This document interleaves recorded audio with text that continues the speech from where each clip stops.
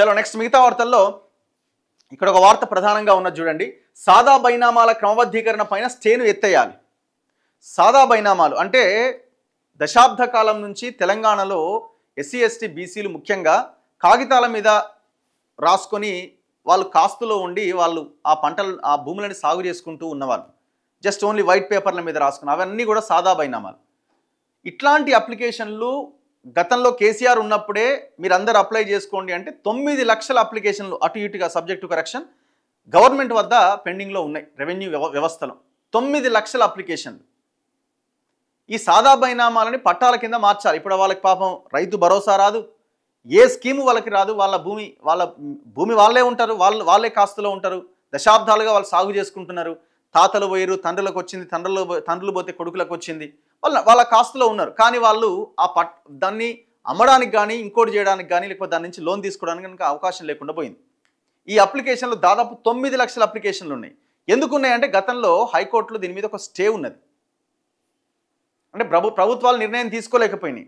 So నిన్న advocate general ప్రభుత్వం తరపున అడ్వకేట్ జనరల్ హైకోర్టుకు హాజరై నిబంధనల ప్రకారం ఉన్న సాదా బైనామాల మీద ఏ స్టే అయితే ఉందో ఆ స్టేని దయచేసి ఎత్తేయండి అని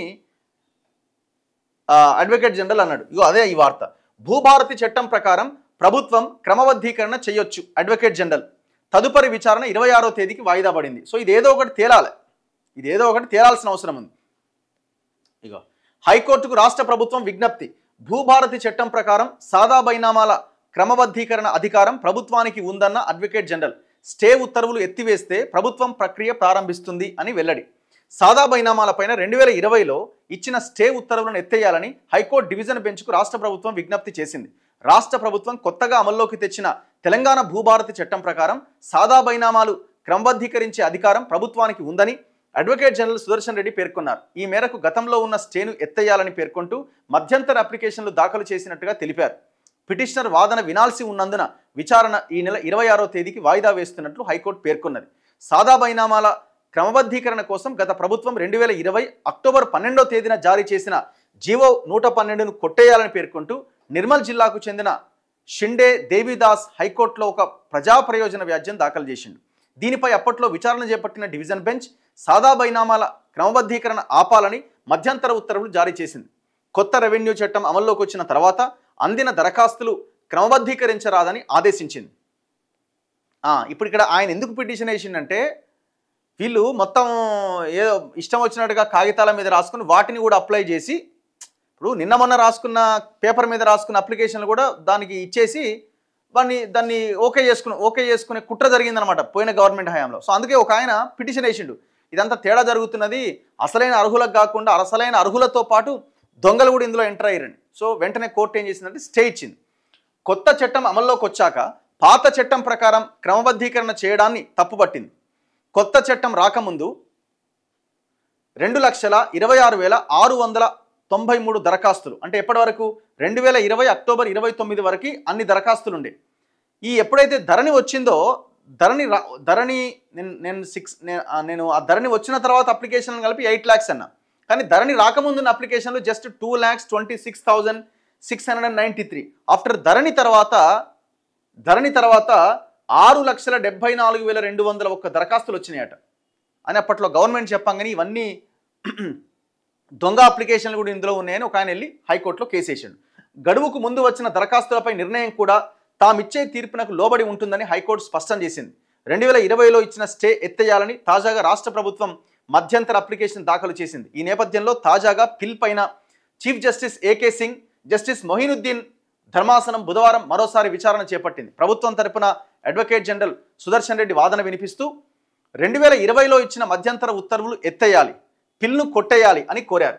రాష్ట్రంలో భూభారతి చట్టం 2025 అమల్లోకి వచ్చిందని, ఇందులోని సెక్షన్ 6 ప్రకారంగా 2014 జూన్ 2కు ముందు 12 ఏళ్లు భూమి తమ ఆధీనంలో ఉన్నట్లు ఆధారాలు చూపిన చిన్న సన్నకారు రైతులకు సాదా బైనామా క్రమబద్ధీకరణకు అవకాశం ఇస్తున్నట్టుగా చెప్పారు.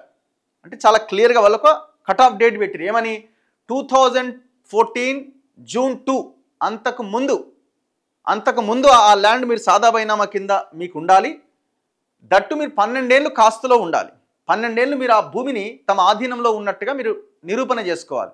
వాళ్ళకి మాత్రమే ఈ సెక్షన్ 6 ప్రకారంగా భూభారతి చట్టం ప్రకారంగా మీకు రిజిస్ట్రేషన్ చేస్తామన్నది ఆ భూభారతి చట్టంలో పెట్టిరన్నమాట. సో అప్పుడు దాని తర్వాత వచ్చినటువంటి అప్లికేషన్లన్నీ సాదా బైనామా అప్లికేషన్లన్నీ చెల్లుబాటు కావు అని చెప్తున్నారు. అంటే అప్లికేషన్లు చెల్లుబాటు అవుతాయి ఒకవేళ లేట్ అప్లై చేసినా, కానీ ఇప్పుడు ధరణి తర్వాత ఏదైతే ఫేక్ వచ్చినాయో అవన్నీ క్రమబద్ధీకరణ చేయమని భూభారతి చట్టమే చెప్తున్నది. ఈ కొత్త చట్టం నేపథ్యంలో 2020లో ఇచ్చిన మధ్యంతర ఉత్తర్వులు రద్దు చేయాలని, స్టే ఉత్తర్వులు ఎత్తేస్తే ప్రభుత్వం ప్రక్రియ ప్రారంభిస్తుందని తెలిపారు. ప్రభుత్వ మధ్యంతర అప్లికేషన్లపైన తమ వాదన వినిపించడానికి సమయం కావాలని పిటిషనర్ తరపు సీనియర్ న్యాయవాది జె ప్రభాకర్ కోరారు. వాదన విన్న ధర్మాసనం తదుపరి విచారణ ఈ నెల 26వ తేదీకి వాయిదా వేసింది. ఇప్పుడు భూభారతి చట్టం ప్రకారం అయితే ఆ సెక్షన్ 6 ప్రకారంగా కండిషన్స్ని అప్లై చేస్తూ అర్హులందరికీ సాదా బైనామా అన్ని పట్టాలు చేయాల్సిన అవసరం ఉన్నది. ఎవరైతే అనర్హులని కూడా పొరపాటులో ఇందులోకి ఎంటర్ చేయడానికి వీల్లేదు. గవర్నమెంట్కి ఇప్పుడు మొత్తం రెవెన్యూ సిస్టమ్ గ్రౌండ్ లెవెల్ వరకు ఉన్నదండి. మీరు ఎంక్వైరీ చేయడానికి ఏముంది? ఒక అప్లికేషన్ మీ దగ్గరికి వచ్చింది, సర్వేయర్ ఉంటాడు, ఎంఆర్ఓ ఉంటాడు, ఆర్డీఓ ఉంటాడు, కలెక్టర్, ఇంత ప్రాసెస్ ఆయన భూమిలో ఉన్నాడా లేదా, ఎవరి దగ్గర నుంచి అది వచ్చింది, ఎక్కడి నుంచి తెచ్చుకున్నాడు. మీరు గమనిస్తే మేము మొన్న ఇటు పోయినాం కదా, ఇటుకి మన సూర్యాపేట పోయినాం. సూర్యాపేటలో వాడు ఎవడో బుచ్చిరాములో ఏదో ఆ పేరు వ్యక్తి రీసెంట్గా సాదా 20 తర్వాత సాదా బైనామా కింద అప్లికేషన్ పెట్టుకుని వాటిని రిజిస్ట్రేషన్ చేసుకున్నాడు. అంటే పట్టా కింద మార్చుకున్నాడు, ఎంట్రీ అయింది దాంట్లోకి. ఆల్రెడీ ఎంట్రీ అయినాయి కొన్ని కోకొల్లలు ఉన్నాయి. వీళ్ళు కొన్ని చేయలేదని అంటున్నారు కానీ ఆల్రెడీ ఎంట్రీ అయినాయి వేలాది అప్లికేషన్లు ఎంట్రీ అయి ఉన్నాయి. ఆల్రెడీ ఆ భూముల్లోకి దొంగలు వచ్చి చేరారు. దాని మీద కూడా ఎంక్వైరీ చేయాలి.